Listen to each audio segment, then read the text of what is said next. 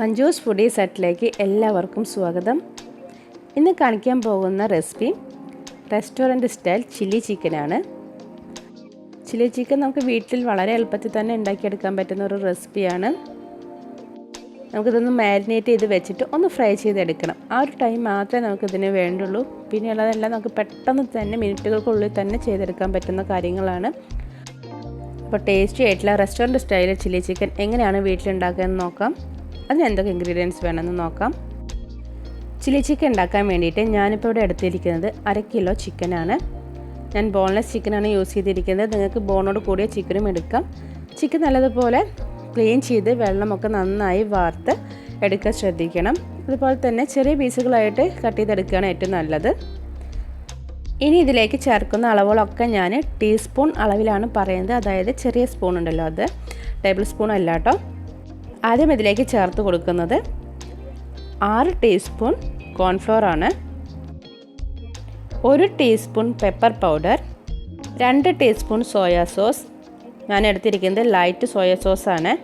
2 teaspoon chilli sauce. ഇനി ഇതിലേക്ക് 1/2 teaspoon ഉപ്പ് കൂടി ചേർത്ത് കൊടുക്കുന്നുണ്ട്. ഉപ്പ് ചേർക്കുമ്പോൾ ശ്രദ്ധിക്കണം, നമ്മൾ യൂസ് ചെയ്യുന്ന സോയാ സോസ് ചിലപ്പോൾ പുളി കൂടുതലായിരിക്കാം, ചിലപ്പോൾ അതിൽ സോൾട്ടിൻ്റെ കണ്ടൻറ്റ് കൂടുതലായിരിക്കും. അപ്പോൾ നമ്മൾ യൂസ് ചെയ്യുന്ന സോസിനൊക്കെ അനുസരിച്ചിട്ട് നമ്മൾ ചേർക്കുന്ന ഉപ്പിൻ്റെ അളവിൽ വ്യത്യാസം വരും. അപ്പോൾ അത് ശ്രദ്ധിച്ചിട്ട് ചേർത്ത് കൊടുക്കുക. നല്ലതുപോലെ മിക്സ് ചെയ്ത് എടുക്കണം. എല്ലാ ഭാഗത്തേക്കും കോൺഫ്ലോറും സോസൊക്കെ ആവുന്ന രീതിയിൽ നന്നായിട്ട് മിക്സ് ചെയ്തെടുക്കുക. അതേപോലെ തന്നെ നമ്മൾ യൂസ് ചെയ്യുന്ന soya sauce dark soya sauce ആണെങ്കിൽ ഭയങ്കര ഡാർക്ക് കളറായിരിക്കും ഉണ്ടായിരിക്കുക. ഞാൻ ലൈറ്റ് സോയാ സോസാണ് യൂസ് ചെയ്തിരിക്കുന്നത്. അതുകൊണ്ടാണ് കളർ അത്ര തോന്നാത്തത്. ഇപ്പോൾ ഈ ഒരു മെഷർമെൻറ്റ് എന്ന് പറഞ്ഞു കഴിഞ്ഞാൽ അതിൻ്റെ കോട്ടിംഗ് ഒക്കെ ചിക്കൻ്റെ പോലെ പാകത്തിന് ഉണ്ടായിരിക്കും. ഒരുപാട് കൂടുതൽ കോട്ടിങ് നിങ്ങൾക്ക് ആവശ്യമാണ്. മാവിൻ്റെ തിക്നെസ് കുറച്ചും കൂടി കട്ടിയായിട്ട് ഇരിക്കണമെന്നുണ്ടെങ്കിൽ നിങ്ങൾക്ക് കുറച്ചും കൂടി കോൺഫ്ലോർ വേണമെങ്കിൽ ആഡ് ചെയ്ത് കൊടുക്കാം. അങ്ങനെ ചെയ്യുമ്പോൾ ഒരു എഗ്ഗ് കൂടി പൊട്ടിച്ചിട്ട് ഇതിൽ മിക്സ് ചെയ്ത് ചേർത്താൽ മതി. ഇപ്പം ഞാനെടുത്ത ഈ ഒരു അളവിൽ കോട്ട് ചെയ്തെടുക്കുകയാണെങ്കിൽ ഇതിൽ എഗ്ഗ് ചേർക്കേണ്ട ആവശ്യമൊന്നുമില്ല. അല്ലാതെ തന്നെ നല്ലതുപോലെ ചിക്കനിലൊക്കെ ആ കോട്ടിങ് നന്നായിട്ട് പിടിക്കും. ഇപ്പോൾ ചിക്കൻ നല്ലതുപോലെ ഒന്ന് മിക്സ് ചെയ്ത് എടുത്തിട്ടുണ്ട്. ഇനി നമുക്കിതൊന്ന് ഒരു മിനിമം 30 മിനിറ്റ് നേരമെങ്കിലും ഒന്ന് മാരിനേറ്റ് ചെയ്യാൻ വേണ്ടി വെക്കണം. ഈ ടൈം കൊണ്ട് നമുക്ക് ഇതിലേക്ക് ആവശ്യമായിട്ടുള്ള ബാക്കി ഇൻഗ്രീഡിയൻസൊക്കെ റെഡിയാക്കി എടുക്കാം.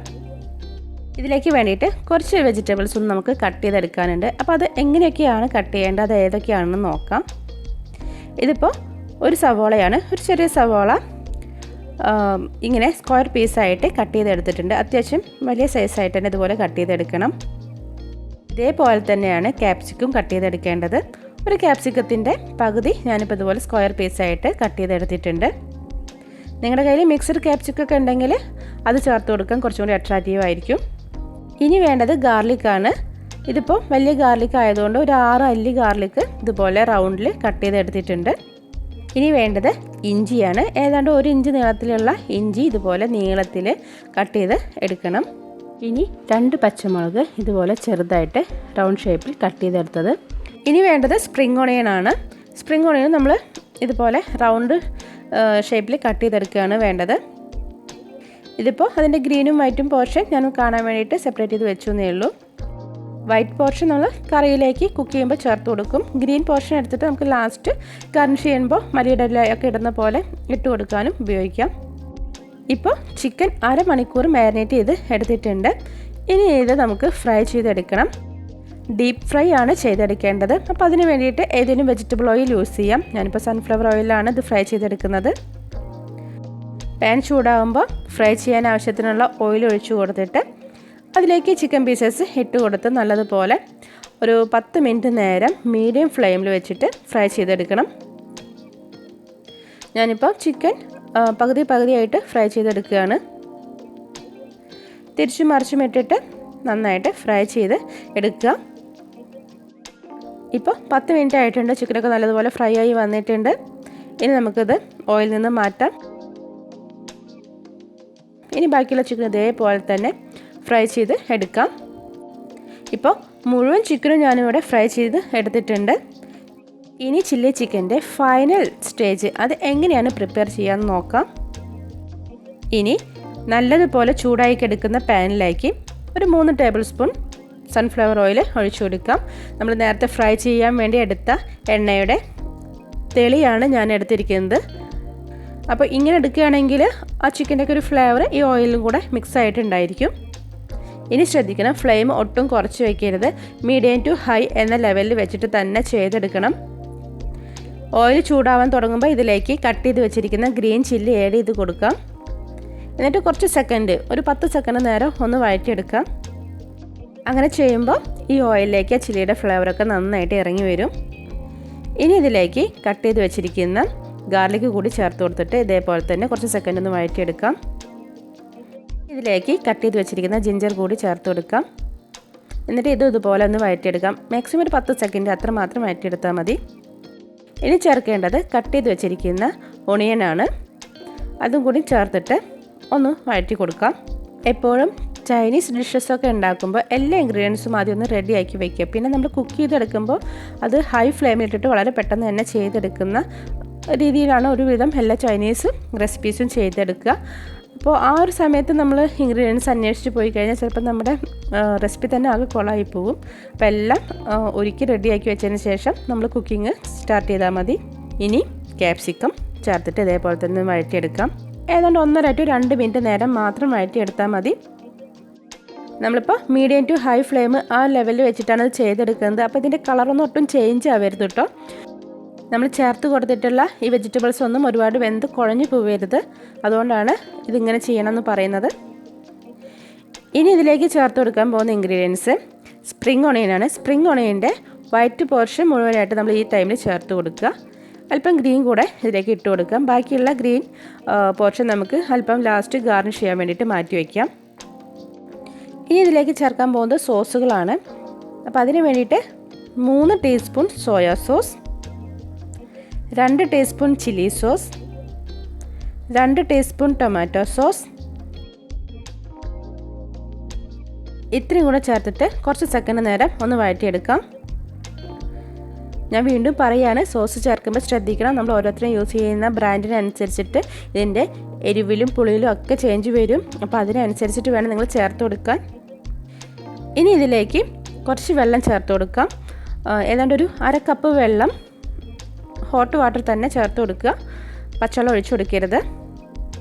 ഇനി ഇതൊന്ന് നന്നായിട്ട് തിളപ്പിക്കണം. ഏതാണ്ട് 1 മിനിറ്റ് നേരം കൊണ്ട് തന്നെ നല്ലതുപോലെ തിളച്ച് വരും. ഇപ്പോൾ നമുക്ക് ഇതിലേക്കുള്ള ഉപ്പ് ചേർത്ത് കൊടുക്കാം. ഞാനിപ്പോൾ 1/2 ടീസ്പൂൺ ഉപ്പും കൂടെ ചേർത്ത് കൊടുക്കുന്നുണ്ട്. ഉപ്പ് ചേർക്കുമ്പോൾ ശ്രദ്ധിക്കണം, ഒരുപാട് ഉപ്പ് ഇപ്പോൾ ചേർക്കരുത്. കാരണം നമ്മൾ ചിക്കൻ ഫ്രൈ ചെയ്യുമ്പോൾ ചേർത്തിട്ടുണ്ട്. അതേപോലെ തന്നെ സോസുകളെല്ലാം ഉപ്പിൻ്റെ കണ്ടൻറ്റ് ഉണ്ടായിരിക്കും.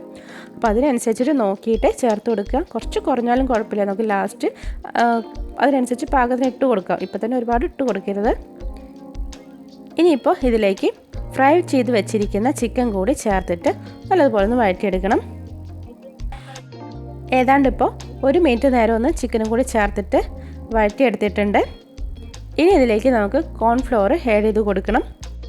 ഇതിപ്പോൾ 1/2 കപ്പ് വെള്ളത്തിൽ 2 ടീസ്പൂൺ കോൺഫ്ലോർ മിക്സ് ചെയ്തെടുത്തിട്ടുള്ളതാണ്. ഇതും കൂടി ഇതിലേക്ക് ചേർത്തിട്ട് 2 മിനിറ്റ് നേരം നല്ല ഹൈ ഫ്ലെയിമിൽ ഒന്ന് ഇതിനൊന്ന് വറ്റിച്ചെടുക്കണം. ഇപ്പോൾ കോൺഫ്ലോർ ആഡ് ചെയ്യുമ്പോൾ തന്നെ നല്ലതായിട്ട് ചൂടായി വരുമ്പോൾ കുറുകി വരാൻ തുടങ്ങും. അപ്പോൾ നിങ്ങൾക്ക് എത്രത്തോളം ഗ്രേവി ആവശ്യമുണ്ടോ അതിനനുസരിച്ചുള്ള വാട്ടർ ചേർത്തിട്ട് ഇത് ലൂസാക്കി എടുക്കാം. ഞാനിപ്പോൾ റൈസിലേക്ക് വേണ്ടിയിട്ടുള്ള ഒരു സൈഡ് ഡിഷ് ആയിട്ടാണ് ഉണ്ടാക്കിയിരിക്കുന്നത്. അതുകൊണ്ട് കുറച്ച് തിക്കായിട്ടുള്ള ആ ഒരു ഗ്രേവി ആയിട്ടാണ് ചെയ്തെടുക്കുന്നത്. പിന്നെ ഇതിപ്പോൾ നമ്മൾ ഫ്ലെയിം ഓഫ് ചെയ്ത് കഴിഞ്ഞാലും ഇത് ഇരുന്നിട്ട് ഒന്നും കൂടി കുറുകി വരും. അപ്പോൾ അതിനനുസരിച്ചിട്ടുള്ള ഗ്രേവിക്ക് അനുസരിച്ചുള്ള വാട്ടർ ആഡ് ചെയ്ത് കൊടുക്കാം. ഇപ്പോൾ ഒരു 2 മിനിറ്റ് ആയിട്ടുണ്ട്. നമ്മുടെ ചില്ലി ചിക്കൻ ഇവിടെ റെഡിയായി വന്നിട്ടുണ്ട്. നല്ലതുപോലെ ഒന്ന് കുറുകി വന്നിട്ടുണ്ട്. ഇനി നമുക്ക് ഫ്ലെയിം ഓഫ് ചെയ്യുന്നതിന് മുന്നേ ഇതിലത്തെ എരിവും പുളിയും എല്ലാം ഒന്ന് ചെക്ക് ചെയ്ത് നോക്കാം. ഇപ്പോൾ എല്ലാതും പാകത്തിനായിട്ടുണ്ട്. ഒന്നും എക്സ്ട്രാ ആഡ് ചെയ്യേണ്ട ആവശ്യമില്ല. ഇനിയിപ്പോൾ നിങ്ങൾക്ക് എരിവിൻ്റെ അളവ് കുറച്ച് കൂടുതൽ വേണമെന്നുണ്ടെങ്കിൽ പച്ചമുളക് കട്ട് ചെയ്ത് എക്സ്ട്രാ ചേർത്ത് കൊടുത്താൽ മതി. നമുക്കിതിലേക്ക് അല്പം പഞ്ചസാര, വെറും 1/4 ടീസ്പൂണോളം പഞ്ചസാര മാത്രം ചേർത്ത് കൊടുത്താൽ മതി. ഇതിലത്തെ എരിവും പുളിയെല്ലാം ഒന്ന് കോമ്പൻസേറ്റ് ചെയ്യാൻ വേണ്ടിയിട്ടാണ്. പഞ്ചസാരയുടെ മധുരം ഒന്നും നമുക്ക് എക്സ്ട്രാ ഫീൽ ചെയ്യൊന്നുമില്ല. അങ്ങനെ നമ്മുടെ ചില്ലി ചിക്കൻ ഇവിടെ റെഡി ആയിട്ടുണ്ട്. നമുക്കിനി ഫ്ലെയിം ഓഫ് ചെയ്യാം. അതിനുശേഷം നമുക്കിത് സെർവിങ് ബൗളിലേക്ക് മാറ്റാം. അപ്പോൾ വളരെ ഈസി അല്ലേ, നമുക്ക് പെട്ടെന്ന് തന്നെ ചെയ്തെടുക്കാൻ പറ്റുന്ന നല്ലൊരു ടേസ്റ്റി ആയിട്ടുള്ള ഒരു റെസിപ്പിയാണ്. അപ്പോൾ ഇടയ്ക്കൊക്കെ ഒന്ന് എല്ലാവരും ട്രൈ ചെയ്ത് നോക്കുക. അപ്പോൾ നിങ്ങളുടെ ഫീഡ്ബാക്കൊക്കെ അറിയിക്കുക. വീഡിയോ ഇഷ്ടപ്പെട്ടിട്ടുണ്ടാവുമെന്ന് കരുതുന്നു. വീഡിയോ ഇഷ്ടപ്പെട്ടാൽ ലൈക്ക് ചെയ്യുക, ഷെയർ ചെയ്യുക, കമൻറ്റ് ചെയ്യണം.